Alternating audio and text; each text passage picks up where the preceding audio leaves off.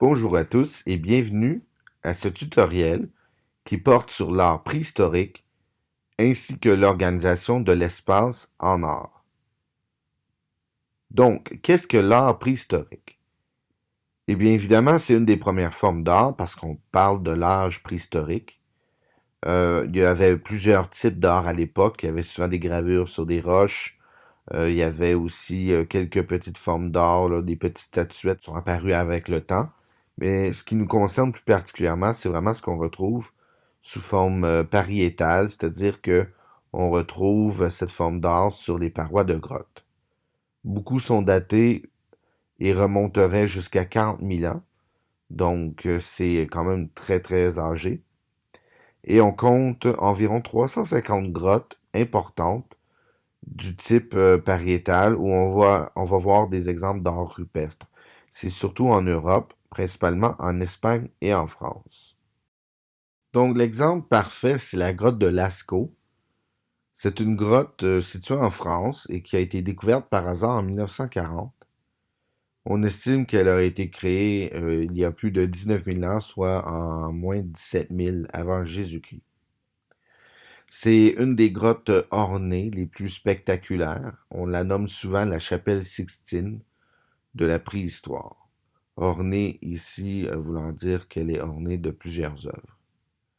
C'est un mélange de peinture polychromique, c'est-à-dire utilisant plusieurs couleurs, et des gravures qu'on y retrouve.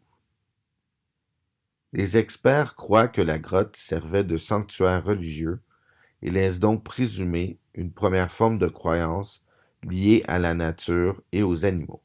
Elle est malheureusement fermée au grand public depuis 1963 afin de la protéger des moisissures des champignons qui se propagent avec la présence d'humains, notamment les touristes. On va créer plusieurs répliques aux environs de la vraie grotte pour permettre aux touristes de réaliser l'ampleur de l'œuvre. Et le site serait environ de 250 mètres. Évidemment, 250 mètres connus. Il y a peut-être d'autres sections qu'on n'a jamais retrouvées. Voici maintenant des exemples visuels pour vous aider. Donc, voici un exemple d'une vache, d'un bœuf qu'on retrouve dans la grotte de Lascaux. Dans ce cas-là, probablement dessiné au doigt avec de la cendre. On a d'autres exemples de bœufs et de chevaux. Vous voyez ici la couleur ocre, plus orangée. Donc, ça vient probablement d'un mélange là, de poudre de plantes et de petites roches qui se défont ou de sable. Donc, ils utilisaient principalement leurs doigts. Sinon aussi, ils pouvaient souffler ces particules-là sur des parois. On voit quand même que beaucoup de petits détails.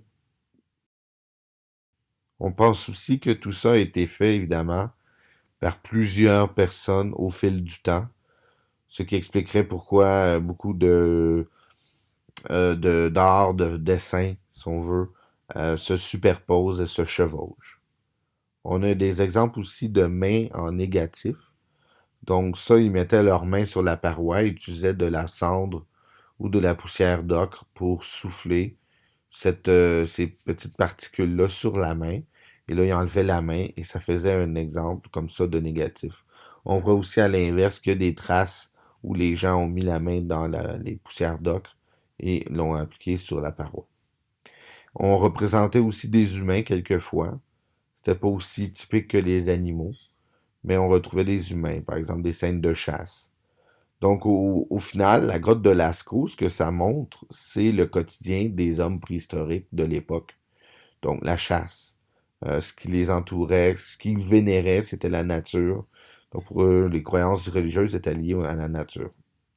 Maintenant, parlons des notions d'art plastique qui vont être vues dans ce projet.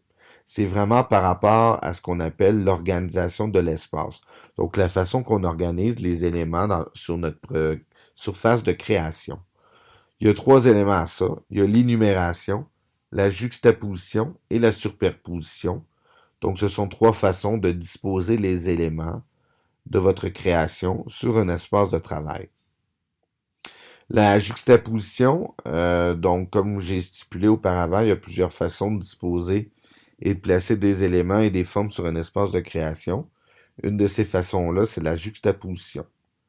Donc la juxtaposition, en fait, l'action de juxtaposer, c'est de rapprocher physiquement ou de placer dans un même mouvement, dans une même temporalité, plusieurs éléments de façon très proche, au point où ils pourraient presque se toucher, voire même se toucher.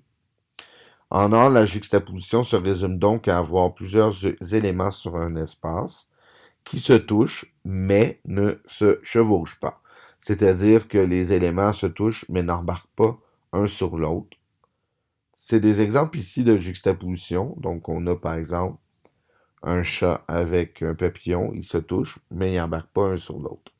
Même chose pour, par exemple, le coq et le petit chien. Donc, ça, c'est au niveau de la juxtaposition. Les éléments se touchent, mais n'embarquent pas un sur l'autre, donc ne se chevauchent pas. Lorsque les choses embarquent une sur l'autre, donc se chevauchent, on va plutôt parler de superposition. Donc, on avait vu que la juxtaposition en art, c'est des éléments qui se touchent mais ne se chevauchent pas, c'est-à-dire qu'ils n'embarquent pas un sur l'autre. La superposition, c'est vraiment le contraire. Là, vraiment, ça consiste à avoir des éléments, des formes qui sont les uns sur les autres et donc qui se superposent, soit en partie ou complètement. Par exemple, comme les éléments ci-dessous. On a des chats qui sont devant d'autres chats ou des chiens qui sont devant d'autres chiens. L'important, c'est que les éléments se chevauchent. C'est vraiment ça la définition au niveau de la superposition. Maintenant, il y a aussi l'énumération. Donc, qu'est-ce que c'est l'énumération? On a vu qu'il y a des éléments de la juxtaposition qui se touchent mais ne se chevauchent pas. La superposition amène les éléments à se chevaucher, donc à embarquer une sur l'autre. Eh bien, l'énumération, elle, consiste vraiment à placer des éléments sur l'espace sans qu'il y ait quoi que ce soit comme élément qui se touche. Donc, les éléments qu'on va placer ne se touchent pas. Exemple très précis, on a un coq, un chien, un autre chien, un grand chat, un petit chat, un plus grand coq et un plus grand petit chien. Il n'y en a aucun qui se touche. Il n'y en a aucun qui se chevauche. Ça, c'est une énumération. Donc, les choses sont disposées dans l'espace, mais ne se touchent pas du tout, du tout. C'est vraiment ça la règle de l'énumération. Si on résume ça en petite image bien simple, l'énumération, on voit que les trois tortues sont quand même près une de l'autre, mais ne se touchent pas. La juxtaposition, les tortues se touchent, et la superposition, elles embarquent vraiment une sur l'autre par rapport à notre point de vue. Donc, voilà une illustration qui démontre bien la différence entre l'énumération, la juxtaposition et la superposition. Maintenant, quelles sont les consignes du projet? Vous avez peut-être bien deviné, il va falloir que vous reproduisez un exemple d'art rupestre de la préhistoire, donc de l'art vraiment similaire à ce qu'on a dans la grotte de Lascaux. Évidemment, vous pouvez vous inspirer de l'art rupestre en général, ça peut même être directement de la grotte de Lascaux. Vous avez plusieurs images qui sont à votre disposition sur Internet et ça va vous aider évidemment pour effectuer votre dessin. Donc, votre création doit ressembler à une œuvre préhistorique. Par contre, il y a des consignes précises que vous devez respecter par rapport à l'utilisation de l'espace de création sur votre feuille. Votre projet doit inclure les éléments suivants. Donc, ce qu'il faut comprendre, c'est qu'on vient de voir des notions au niveau de la juxtaposition, la superposition et l'énumération. Il faut donc respecter ces concepts-là à l'intérieur du projet. Vous devez au minimum reproduire une juxtaposition, une superposition et une énumération. C'est vraiment ça qui va être présent. Et je vous dis, il y a beaucoup de points qui vont à ça au niveau des notions. Donc, ça va être très important pour vous de s'assurer qu'il y ait ces notions-là d'incluses dans le projet, dans votre projet final. Donc ici, on a l'exemple du projet. Ce qu'on a, par exemple, en haut à droite et en haut à gauche, ce sont les superpositions. Donc, chevaux sur chevaux, bœuf sur bœuf. On voit que ça embarque un sur l'autre. On a aussi les mains qui créent les négatifs. Ça, c'est une juxtaposition parce qu'elles se touchent. Puis, on a aussi les petits êtres humains en bas, dans le centre, là, à droite, qui se touchent. Tandis que les autres êtres humains, c'est une énumération parce qu'ils ne se touchent pas. Donc, les humains à gauche se touchent, ça fait une juxtaposition. Et à droite, ils ne se touchent pas, ça fait une énumération. Et on a une autre énumération avec les cerfs qui ne se touchent pas là non plus. Donc, on va voir dans la vidéo qui suit maintenant le processus. Donc, ça, on le fait en classe, mais on applique une couche de café hein, pour venir jaunir la feuille. Donc, vous demandez sans doute pourquoi le faire quand on le fait initialement, et vous allez pouvoir voir maintenant le processus qui mène au projet et faire comprendre pourquoi on a jauni la feuille. Donc l'idée, c'est de créer une grotte, n'est-ce pas? Une œuvre d'art qui a été faite sur une grotte. Donc une simple feuille blanche, c'est pas très beau pour le projet. Et en jaunissant la feuille, ça donne une texture et aussi une texture à la fois visuelle au niveau de la couleur, mais aussi au niveau physique parce que ça a tendance à gondoler ou du moins à être moins droit. Et ça donne un petit peu plus l'impression d'être une paroi de grotte plutôt que d'être une simple feuille. Voilà. Et donc, ce que vous allez devoir faire, c'est de faire un plan, un brouillon, pour placer vos éléments lorsque vous allez arriver à faire votre propre. Donc, ça va être très important que vous visualisez d'avance comment vous allez placer vos différents éléments, que ce soit vos mains qui sont obligatoires. Tout le monde, il faut qu'il fasse des mains en négatif. Maintenant, ça n'a pas besoin d'être nécessairement une juxtaposition comme moi. Ça peut être une énumération, voire même, c'est peut-être possible de faire une superposition. Mais tant que c'est un des éléments de notion qui est vu, tout va bien. Donc, tu fais ton plan, ça n'a pas besoin d'être parfait ou d'être pareil comme ce que toi, tu vas dessiner, même si c'est quand même une bonne idée de faire quelque chose qui va vraiment ressembler au produit final. C'est surtout de prévoir d'avance ton organisation spatiale. Donc, être capable de savoir où tu vas placer tes éléments. Parce que quand tu vas arriver à faire ton propre, comme on va utiliser du pastel, peut-être de la sanguine, ça va être important que tu saches d'avance qu'est-ce que tu vas faire. C'est bon pour bien des projets en art, c'est surtout bon pour celui-là. Donc, comme vous pouvez constater, moi, je fais mon bouillon et j'étale mes éléments un peu partout. Maintenant, est-ce que arrivé dans ton propre, tu peux pas changer des choses? Oui, tant que ça respecte les notions qu'on a vues. Moi, je vous dis, pour maximiser le plus de vos points, vous devez au moins avoir deux superpositions, deux juxtapositions et deux énumérations dans votre dessin, comme moi, j'ai fait avec ma grotte. Et voilà, ça, c'est mon brouillon. On voit que c'est quand même détaillé. Je me donne d'avance des idées. Est-ce que je suis obligé de faire la même chose dans le propre? Non, mais c'est sûr que le brouillon sert à prévoir, à organiser son propre. Maintenant, ben, je prends ma feuille que j'ai utilisé le café dessus et j'utilise les différents outils. Donc, on a du pastel noir, du pastel ocre pour vraiment reproduire la cendre et la poussière d'ocre. On a aussi des sanguines comme ça qui sont aussi rougeâtres ocre. Donc, ça peut être un autre type de poussière, par exemple, ou pour faire un effet différent surtout sur la feuille. On en a aussi de la blanche, donc pour faire des petits picots, par exemple, sur un cerf. Et voilà, on suit son brouillon par la suite. Moi, ce que je vous conseille de faire, c'est vraiment de faire sa main en premier. Ses mains, c'est-à-dire. Parce que c'est le gros élément de votre projet. Et donc, vous pouvez constater que je fais le contour de mes doigts. C'est salissant, donc il faut se nettoyer les mains, bien sûr. Une fois que c'est fait, eh bien là, on utilise un mouchoir pour étendre, faire l'espèce d'effet soufflé de la main en négatif. Ça se peut que vos doigts bougent et que ça vienne un peu salir l'espace que vous voulez plus en blanc, mais sachez que vous pouvez l'effacer avec un efface, vous allez voir. Donc on voit ici ce que ça donne. Donc comme je vous disais, là, il n'est pas peur d'utiliser votre efface. Moi, j'ai été capable de bien effacer.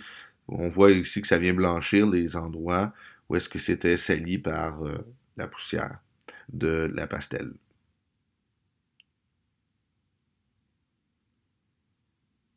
Donc voilà, en appliquant vraiment toutes sortes d'effaces, là, ça va fonctionner. Moi, j'avais juste une simple efface à crayon. Et voilà, j'ai réussi à blanchir et à nettoyer les surfaces que je voulais pour maximiser l'effet du négatif. Et on peut toujours y repasser, hein, puis le remodifier. Donc par la suite, moi, ce que j'ai fait, je me suis fié à des images que je voyais sur Internet, des exemples qu'on avait dans la grotte de Lascaux. D'accord? Donc, donc, vous pouvez vous fier à voir ce qu'il y a sur Internet pour vous inspirer pour vos animaux. Et ça, c'est normal. Je veux que vous utilisiez votre iPad à cet effet. C'est pour ça l'outil en classe. Et on peut en faire de différents. Moi, je me suis inspiré de modèles où il y avait vraiment un contour qui était fait en cendre. Donc, j'utilise du pastel noir. Puis, j'utilise d'autres méthodes là, pour venir noircir, notamment avec un mouchoir, comme vous pouvez constater.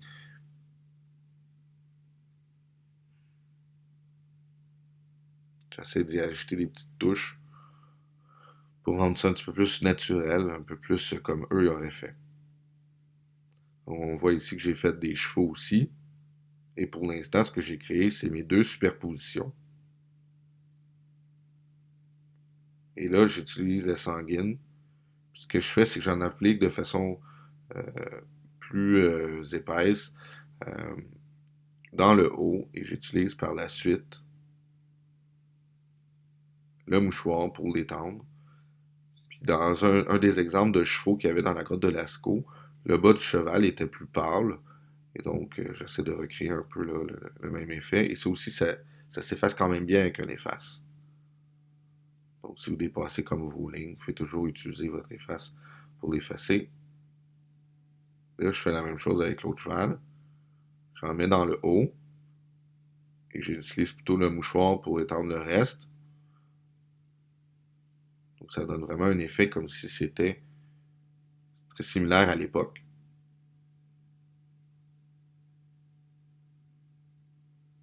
Donc, c'est pour ça que vous avez accès à des mouchoirs. C'est vraiment pour l'utiliser pour étendre soit la sanguine ou du pastel. Donc, j'ai utilisé le mouchoir ici pour venir noircir, étendre le noir. Il faut que vous fassiez attention aussi parce que c'est très salissant à tout moment, même si ça fait des mois que vous l'avez fait. Et là, j'en fais un ici, je fais des serres, mais cette fois-ci, pas avec un contour avec du noir. Je le fais vraiment directement avec du pastel ocre. Et puis, ici, c'est mes serres. Donc, j'ai décidé de faire ça pour varier un petit peu ce que j'avais fait jusqu'ici. Donc, ça va donner une variation à mon œuvre. Et donc, ça, c'est ma première aussi énumération, parce que les serres que je produis ne vont pas se toucher.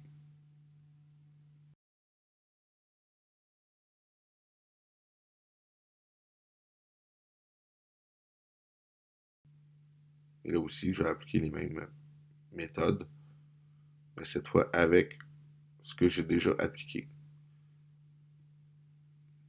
Donc, pas besoin toujours d'en mettre beaucoup, hein, du pastel, ça s'étend très bien, surtout sur la surface qu'on utilise. Et ce qui dépasse les lignes, eh bien, on vient l'effacer comme ça, on vient nettoyer la feuille.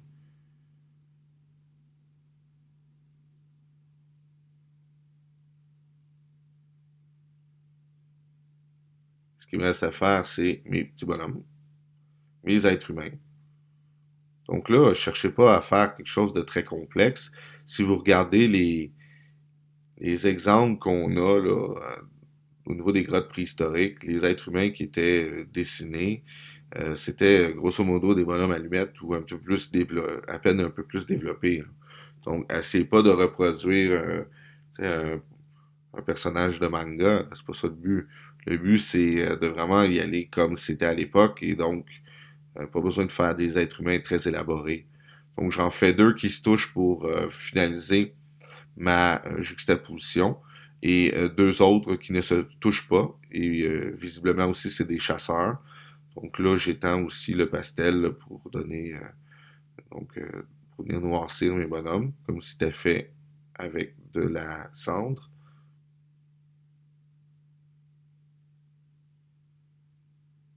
J'ai nettoyé ce que j'ai pas de besoin, j'ai l'enlevé avec mon efface.